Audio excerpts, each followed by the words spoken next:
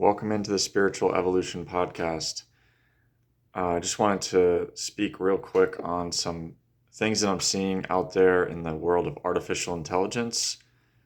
Um, I'm very concerned about the speed of the AI capabilities that are out there.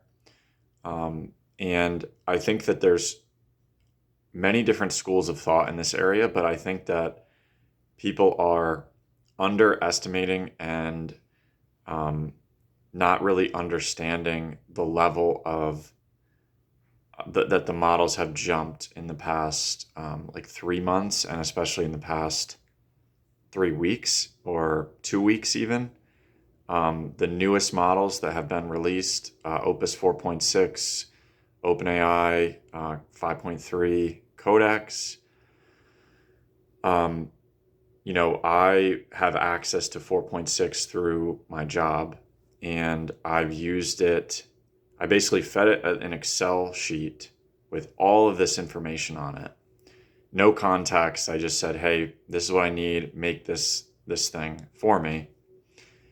And it made something that would have taken someone who's in our marketing department probably like a week or two to really do, probably a week, if they were just working full time on it. And it did this in like a minute, and there was no mistakes. I looked for mistakes. I really tried to look through and I went to the Excel and I was looking back and forth, and I just didn't see any mistakes. And then I used it I just asked, I was like, "Hey, I'm meeting with this person at this company. He's trying to recruit for this and this thing. Give me any advice that I would need for preparing for this meeting." And it gave me an insane amount of information about professors at Pitt who had connections to the company, who have spoken about the company, other people who have associations with the school and the company, etc. And then I said, okay, so if I was going to reach out to this professor about maybe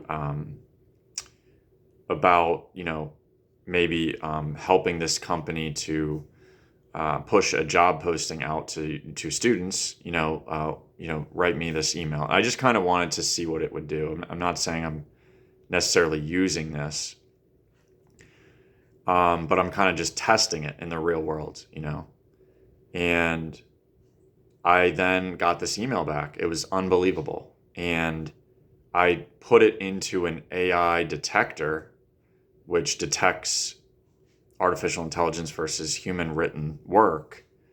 It basically came back and said, there's 100% chance that this is human written and that it was edited by AI, but it wasn't written by AI. It said there's a 0% chance this is written by AI. Now, I do want to be clear, this detector was specifically for ChatGPT. Maybe it didn't have the most updated thing for, Claude or whatever, but it just shows that the models are getting that much better. And I think that there's a great temptation, and that's kind of what I wanted to speak on. And there's a great temptation that's going to be coming to use these tools. And what you hear from executives, from AI accelerationists, from people, there was an article that went viral the other day about kind of how this feels like COVID, like February 2020. And if you can kind of look at the stocks and how there's a little bit of shakiness, and you see, rates kind of coming down, but not a lot yet. And so there's things that are happening that are sort of similar. People are losing their jobs, and these models are getting capable. And I think that it's going to be a huge disruption to the stock market, to people's livelihoods, to the way that we, see the world.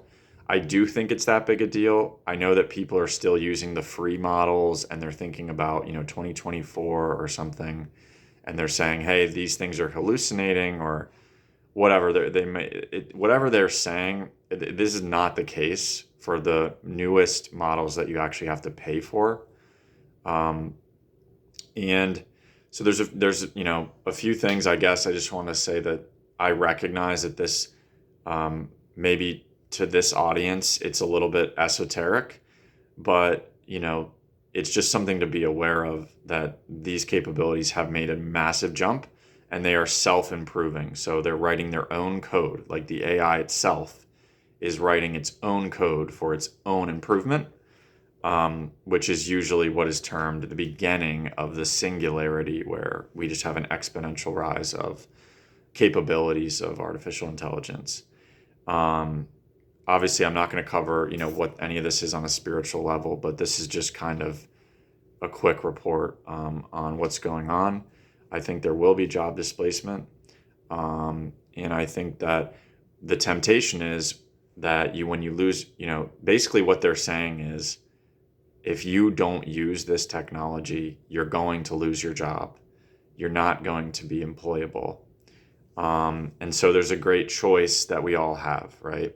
For me, I'm trying to, in a way, embrace the tool so that I can try to guide it in the right direction.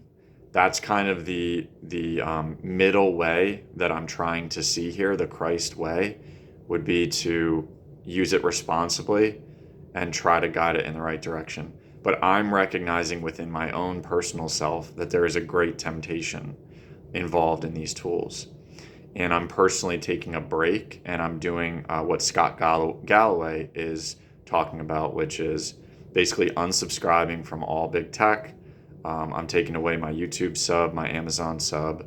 You can go to unsubscribe.com or just look up Scott Galloway unsubscribe to check out this movement for the next at least month. But for Lent, I think it's only about 40 days from now that Easter is coming, so it is good to prepare.